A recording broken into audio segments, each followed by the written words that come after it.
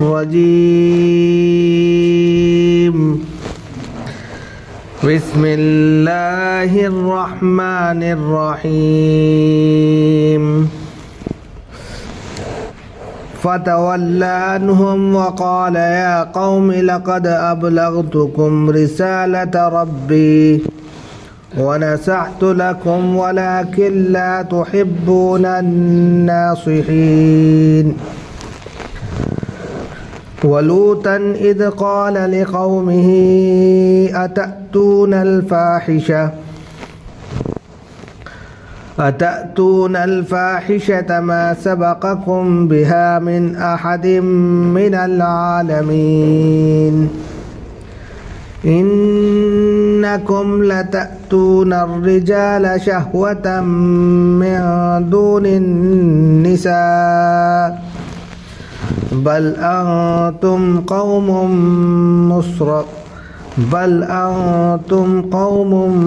مسرفون صدق اللہ العظیم۔ محترم بزرگ اور دوستوں، دینی اور ایمانی بھائیوں، اللہ رب العزت کا شکر ہے، اس کا کرم ہے کہ اس نے ہمیں نماز عشاء کے ساتھ ساتھ درس قرآن میں بیٹھنے کی توفیق عطا فرمائی۔ آج درس قرآن میں آیت نمبر 79 سے 81 تک تلاوت کی گئی ہے۔ سب سے پہلے ان آیتوں کا ترجمہ اور پھر ان کی تفسیر بیان کی جائے گی۔ فتولی عنہم وقال یا قوم، چنانچہ اس وقت حضرت صالح علیہ السلام ان سے منہ پھیر کر چل پڑے۔ چنانچہ اس وقت حضرت صالح علیہ السلام ان سے منہ موڑ کر چل دیے، اور چلتے وقت وقال یا قوم، انہوں نے اپنی قوم سے کہا، اے قوم، لقد ابلغتکم رسالت ربی، کہ میں نے تم تک اپنے رب کا جو پیغام تھا، جو میسیج تھا، پہنچا دیا ہے۔ ونصحت لکم، اور تمہاری خیر خواہی کی ہے۔ ولکن لا تحبون الناصحین، لیکن تم لوگ ایسے ہو کہ خیر خواہی کرنے والے کو پسند ہی نہیں کرتے۔ بات ختم ہو گئی۔ اس کے بعد کہہ رہے ہیں کہ وَلُوطًا إِذْ قَالَ لِقَوْمِهِ أَتَأْتُونَ الْفَاحِشَةَ مَا سَبَقَكُمْ بِهَا مِنْ أَحَدٍ مِنَ الْعَالَمِينَ۔ اب یہاں سے حضرت لوط کا تذکرہ شروع ہو گیا کہ ہم نے حضرت لوط علیہ السلام کو بھی نبی بنا کر بھیجا۔ تو جب نبی بنا کر بھیجا تو انہوں نے اپنی قوم سے کہا، تو پہلی دعوت تو وہی کہ اعبدوا اللہ ولا تشرکوا بہ شیئا، جو تمام پیغمبر دعوت لے کر آئے، وہی دعوت حضرت لوط علیہ السلام نے بھی اپنی قوم کو دی کہ اعبدوا اللہ ما لکم من الہ غیرہ، کہ اللہ کے علاوہ تمہارا کوئی معبود نہیں ہے، صرف اور صرف اللہ کی عبادت کرو۔ یعنی دعوت توحید پہلے نمبر پر انہوں نے دی، جس کو یہاں سائلنٹ کیا گیا ہے۔ دوسری جو بات تھی وہ اہم ہے، اس لیے اس کو اجاگر کر دیا گیا۔ انہوں نے اپنی قوم سے کیا کہا، اتأتون الفاحشہ ما سبقکم بہا، کہ تم ایسے فحش کام کرتے ہو جو تم سے پہلے دنیا جہاں میں کسی نے بھی نہیں کیا۔ تم بہت گندے کام کر رہے ہو، اور دنیا کے اندر کسی نے بھی ایسے گندے کام نہیں کیے، کیونکہ یہ قوم کسی گندگی میں ملوث ہو گئی تھی۔ اس چیز کو خاص طور سے بیان کیا، اور ان کی جو دعوت تھی، یہ کیونکہ یہ حضرت ابراہیم علیہ السلام کے بھتیجے تھے، حضرت ابراہیم کی دعوت پہنچی تھی، اس اعتبار سے دعوت کے تذکرے کو سیکنڈ نمبر پہ رکھ دیا۔ ابھی تفسیر آ رہی۔ انکم لتأتون الرجال، کہ گندگی کیا ہے کہ تم عورتوں کو چھوڑ کر شہوت پوری کرنے کے لیے مردوں کے پاس جاتے ہیں، یعنی کہ تم عورتوں کو چھوڑ کر اپنی شہوت کو، انسانی خواہش کو مردوں سے پوری کرتے ہو۔ بل انتم قوم مسرفون، تم تو حد سے زیادہ گزر جانے والی قوم ہو، حد سے زیادہ تجاوز کر جانے والی قوم ہو۔ تو یہ تو ترجمہ ہوا، تفسیر دیکھیں۔ فتول عنہم، یہاں پر حضرت صالح علیہ السلام نے بالکل ویسے ہی اپنی قوم کو مخاطب کیا ہے جب ان پر عذاب آنے لگا، یعنی کہ 3 دن کے اندر عذاب آیا تھا، انہوں نے کہا تھا کہ اگر تم سچے ہو تو عذاب لا کر دکھاؤ۔ تو اس کے بعد میں یا صالح اتنا بما تعیدنا ان کنت من المرسلین، اے صالح اگر تم واقعی میں اللہ کی جانب سے پیغمبر بنا کر بھیجے گئے ہو تو ہمارے اوپر جس کی تم دھمکی دے رہے ہو لے آؤ، جس عذاب کو تم بتا رہے ہو لے کر آؤ اس کو۔ تو انہوں نے کہا 3 دن میں عذاب آ جائے گا۔ تو عذاب سے پہلے جب وہ ان سے جانے لگے، جاتے وقت منہ موڑ کر ان سے واپسی کے وقت انہوں نے چند باتیں کہیں، جیسے کہ اللہ کے رسول صلی اللہ علیہ وسلم نے غزوہ بدر کے موقع پر کفاران مکہ جو کنویں میں پڑے ہوئے تھے، جو قاتلین تھے، جو مشرکین قتل کر دیے گئے تھے، تو آپ صلی اللہ علیہ وسلم نے ان کو مخاطب کر کے فرمایا تھا یا معشر الانصار یا معشر القریش، اس طرح کے لفظ استعمال کیے تھے۔ تو اس وقت سوال کیا کہ اس وقت تو یہ سب مردے ہیں، اب یہ کیا سنیں گے؟ کہنے لگے اس وقت یہ سب سے زیادہ سن رہے ہیں۔ آپ صلی اللہ علیہ وسلم نے اس وقت کہا تھا کہ اس وقت یہ سب سے زیادہ سن رہے ہیں، اور آپ نے الگ الگ سرداروں کو مخاطب کر کے فرمایا تھا کہ جو میں فرمان لے کر آیا تھا، جو قرآن لے کر آیا تھا وہ برحق تھا، میں نے اپنی دعوت پوری کی، پہنچا دی، لیکن تم لوگوں نے مانا نہیں، اور لاسٹ میں تم یہاں مقتولین کی شکل میں پڑے۔ اسی طرح حضرت صالح علیہ السلام نے اپنی قوم کو مخاطب کیا عذاب سے پہلے، اور پھر جب عذاب آ گیا، اور عذاب کیا تھا، فَأَخَذَتْهُمُ الرَّجْفَةُ فَأَصْبَحُوا فِي دَارِهِمْ جَاثِمِينَ، کہ رات میں چنگھاڑ آئی، اور چنگھاڑ کے ساتھ ساتھ نیچے سے زلزلہ آیا، اور اسی زلزلے اور چنگھاڑ میں وہ جو ہے اوندھے کے اوندھے منہ لیٹے کے لیٹے رہ گئے۔ اب ان کو اس صورت میں دیکھ کر پھر انہوں نے مخاطب کیا۔ 2 مطلب ہو گئے، ایک تو یہ کہ جاتے وقت مخاطب کیا اور کہا کہ دیکھیں میں نے اپنا کام، جیسے آپ صلی اللہ علیہ وسلم نے حجۃ الوداع کے موقع پر کہا تھا فَلْيُبَلِّغُ الشَّاهِدُ الْغَائِبُ، جو یہاں موجود ہے وہ غائب تک پہنچا دے، بلغ عنی ولو آیا، اگرچہ میری ایک آیت ایک بات بھی آپ تک ہے۔ اور لاسٹ میں آپ نے ایک لفظ کہا تھا حل بلغت حل بلغت حل بلغت، یعنی کہ 3 مرتبہ یہ لفظ استعمال کیا کہ کیا میں نے پہنچا دیا، کیا میں نے پہنچا دیا، کیا میں نے پہنچا دیا۔ تو سب لوگوں نے کہا جی آپ نے اپنا حق ادا کر دیا۔ تو آپ نے مخاطب کیا اللہ کو، اللہ گواہ ہے نا کہ میں نے اپنا کام جو مجھے دے کر بھیجا گیا تھا بحیثیت رسول میں نے پورا کر دیا، تاکہ کل قیامت میں میرا گریبان نہ پکڑا جائے۔ یہی حجت یہاں پر حضرت صالح نے پوری کی۔ حضرت صالح علیہ السلام نے بھی اپنی قوم کو مخاطب کیا جاتے ہوئے اور کہا کہ میں نے اپنے رب کا جو بھی میسج تھا، جو بھی پیغام تھا تم تک پہنچا دیا، اور میں نے تمہاری خیر خواہی کی ہے۔ اب تم اوندھے منہ پڑے ہو، تم نے میری بات نہیں مانی یا جو بھی کچھ کیا وہ تم جانو، اس لیے کہ تم خیر خواہ لوگوں کو پسند ہی نہیں کرتے تھے، لیکن فی نفسی ہی میں نے اپنا کام پورا کر دیا۔ گویا کہ انہوں نے لاسٹ اسٹیج پر ان کو مخاطب کرتے ہوئے اپنی حجت کو تمام کیا اور پھر وہاں سے چلے۔ تو یہاں پر حضرت صالح کی بات ختم ہو جاتی ہے۔ اس کے بعد حضرت لوط علیہ السلام کا معاملہ آ جاتا ہے۔ حضرت لوط علیہ السلام حضرت ابراہیم علیہ السلام کے بھتیجے، ان پر ایمان لے کر آئے۔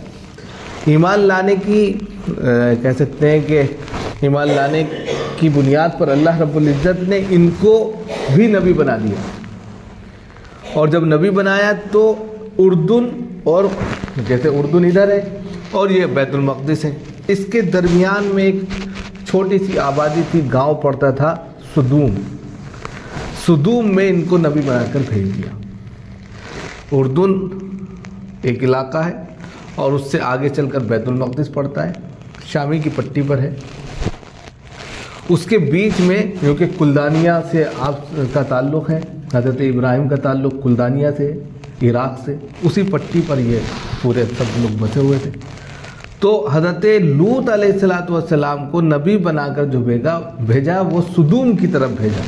سدوم کی جو بستی تھی وہ سرسبز و شاداب تھی، وہاں کی جو زمین تھی زرخیز تھی، اور ایسی زرخیز زمین تھی کہ ہر طرح کے پھل فروٹ غلے بے شمار وہاں پر پیدا ہوتے تھے۔ اللہ رب العزت نے ان کو فراوانی عطا کی تھی۔ تو اردن اور بیت المقدس کے درمیان سدوم کے علاقے میں ان کو نبی بنا کر بھیجا۔ حضرت ابراہیم کے یہ جو ہے بھتیجے تھے، حضرت ابراہیم پر ایمان لے کر آئے، انہی کی دعوت کو لے کر اپنی قوم میں سرگرم رہے۔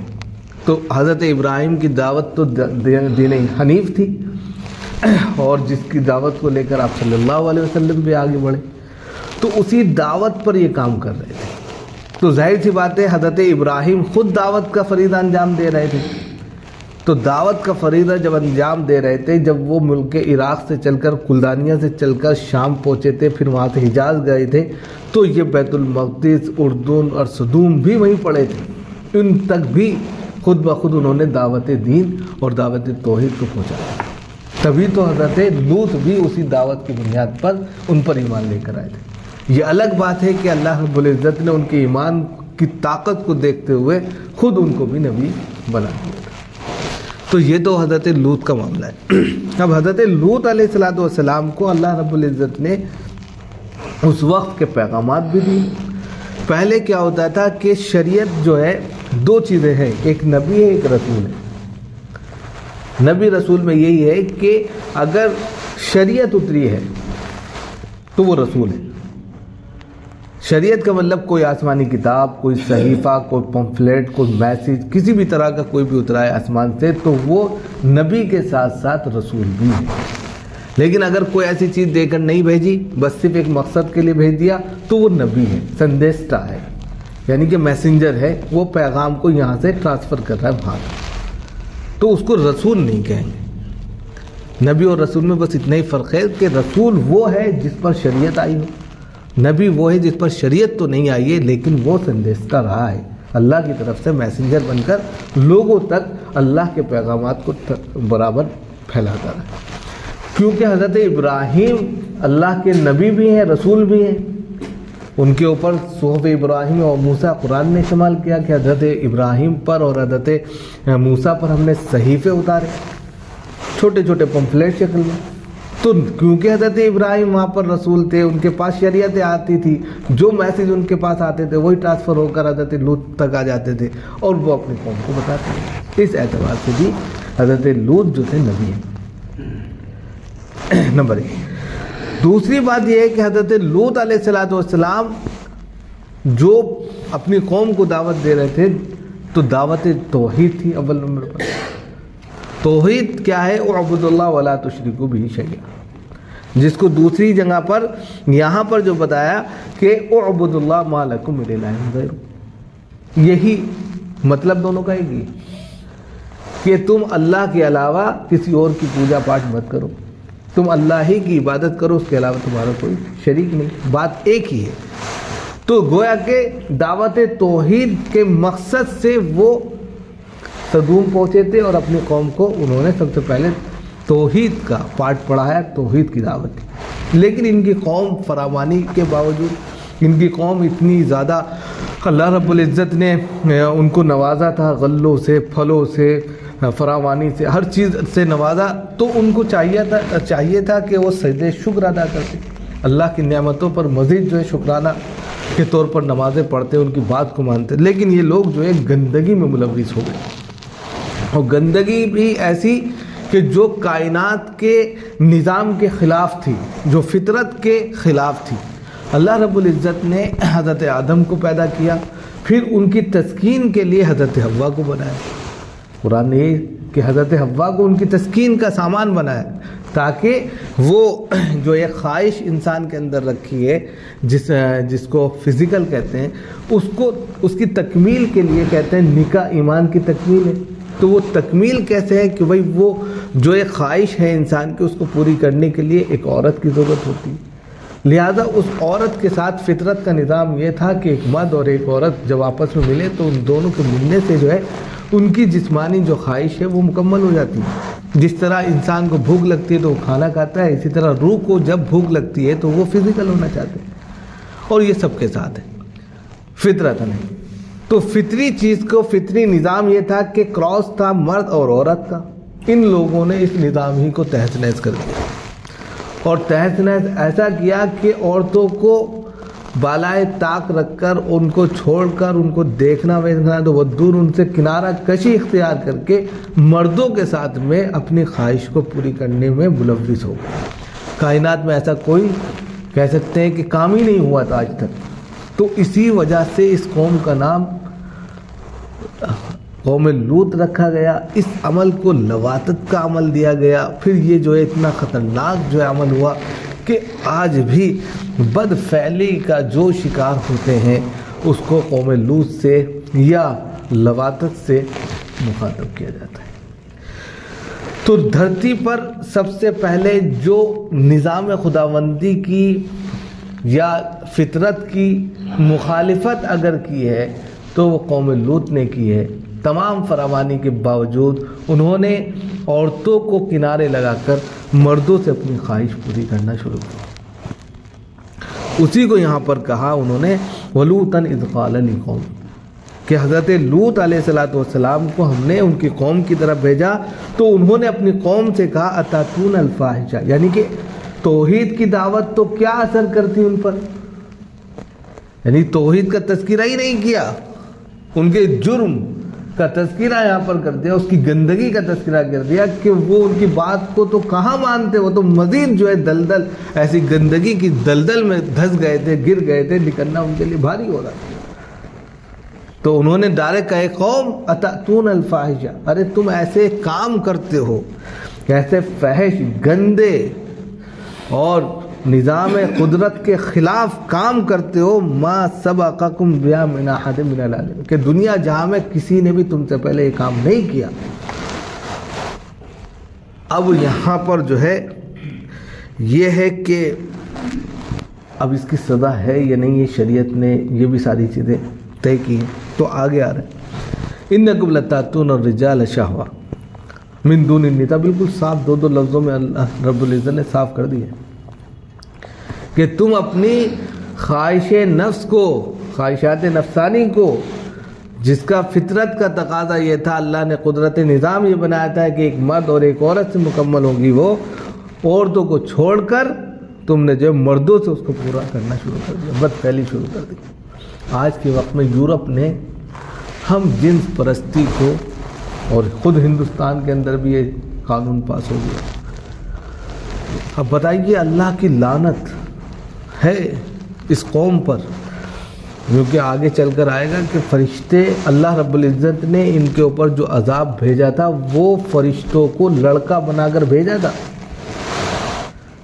اور یہ لوگ جو تھے بیوقوف کہیں گے، جتنی بھی قوم کے نئے نئے خوبصورت لڑکوں کو دیکھ کر ان کے پیچھے لپک لیے، وہ یہ سوچ ہی نہیں رہے تھے کہ یہ عذاب ہے، اللہ کی پکڑ ہے۔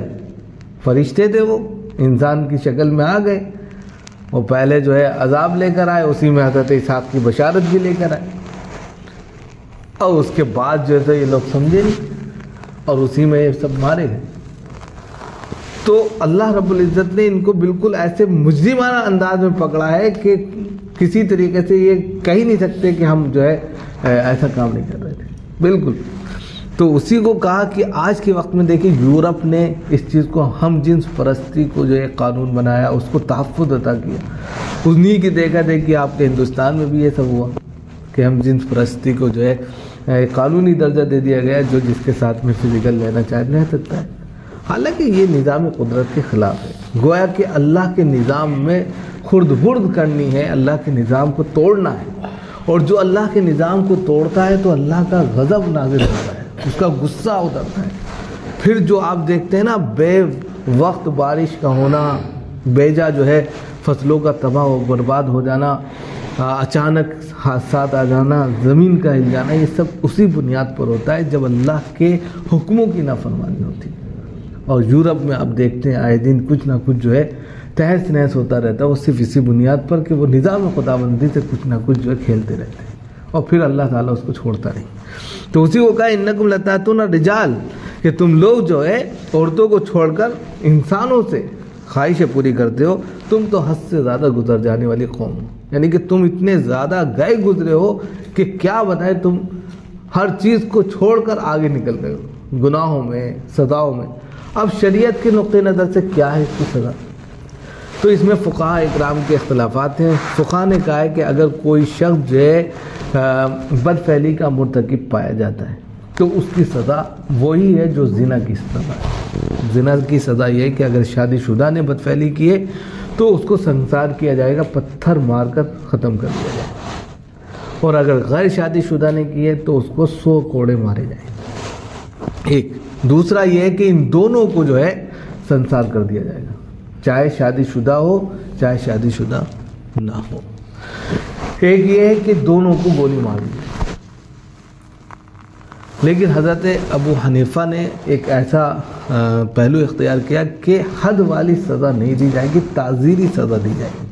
تعزیری کی سزا یہ ہے کہ ماحول کو دیکھتے ہوئے کون سی سزا اس کے لیے متعین کی جائے، یعنی کہ مثال کے طور پر اس کو جیل میں بند کر دیا، یا اس کے اوپر 100 کوڑے لگا دیے، یا یہ کہ اس کو جو ہے تنبیہاً اس سے غلطی ہو گئی تو اس کا راستہ بدل دیا، جیسے گاؤں دیہاتوں میں پنچایت لگتی ہے تو تعزیری سزا دی جائے گی۔ حضرت ابو حنیفہ کے نزدیک حدود والی سزا نہیں دی جائے گی، یعنی کہ سنسار نہیں کیا جائے گا، 100 کوڑے نہیں مارے جائیں گے، گولی نہیں ماری جائے گی حنفیہ کے نزدیک۔ لیکن دوسرے فقہاء کے نزدیک یہی ہے کہ اس کی سزا یہی ہے، کیونکہ اس نے جرم بہت بڑا کیا ہے، کہ اس کو ختم کر دیا جائے تاکہ اس سے عبرت حاصل ہو اور دوسرے حضرات ایسا کام نہ کر سکیں۔ تو یہاں پر تو یہ صرف ابھی ان کی قوم کا مسئلہ ہے، لیکن ان کی قوم نے جواب کیا دیا ہے وہ انشاءاللہ اگلے ہفتے آئے گا۔ بس یہیں تک رکھتے ہیں۔ اللہ تعالیٰ ہم سب کو عمل کی توفیق عطا فرمائے۔